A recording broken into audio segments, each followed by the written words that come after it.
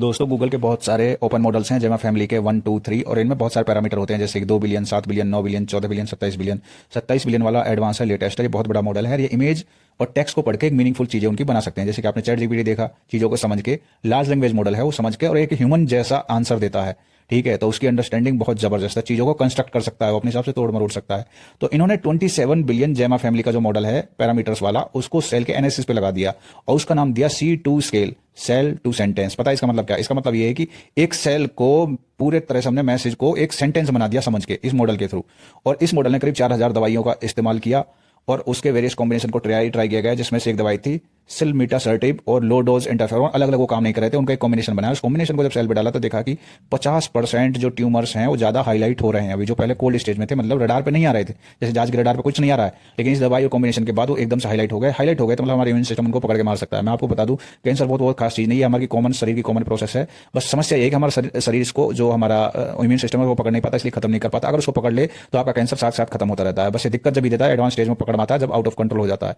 ठीक है, overwhelming response होता है। तो अगर हम इसको पकड़ के पहले हाईलाइट कर दे तो हमारी दवाई जरूरत नहीं, हम खुद ही खत्म कर सकते हैं। तो इस मॉडल ने, C2 स्केल मॉडल ने इसका, तो लार्ज लैंग्वेज मॉडल ने एक बहुत खास डिस्कवरी करी और बहुत अलग लेवल पे इसने सोच दिखाई। जहां पे ट्रेनिंग किया वहां पे इसने एक बहुत अच्छा रिजल्ट दिया।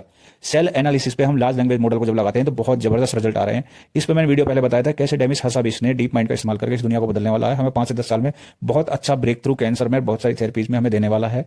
और इसकी हम इंसान इसकी होड़ इतनी नहीं कर सकते। इसकी वजह से जो सेल होती है वो बहुत कॉम्प्लेक्स होती है। तो लार्ज लैंग्वेज मॉडल है जो, जिसमें 27 बिलियन पैरामीटर्स हैं, वो उसको अच्छे से समझ सकता है।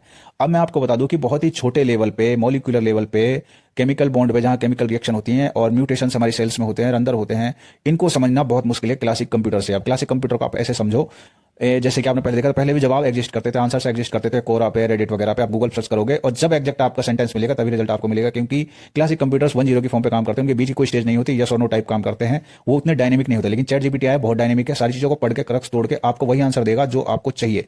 वो एक इंसान की तरह बात करता है। तो क्वांटम कंप्यूटर्स क्या होते हैं? एक मॉलिक्यूलर लेवल पे बहुत सारी चीजें यस नो की फॉर्म में, 1-0 की फॉर्म में, पर्टिकुलर फिक्स फॉर्म में एग्जिस्ट नहीं करती। वो बीच में प्रोबेबल कहीं भी हो सकती है, वो सिमर्ड होती है, उसमें स्मियर्ड होती है, मतलब प्रोबेबिलिटी होती है कि यहाँ हो सकता है, यहाँ हो सकता है। तो मॉलिक्यूलर लेवल पे आप क्वांटम मैकेनिक्स और क्वांटम कंप्यूटिंग से ही उस चीज को समझ सकते हैं, आप उसमें क्लासिकल कंप्यूटर से नहीं समझ सकते।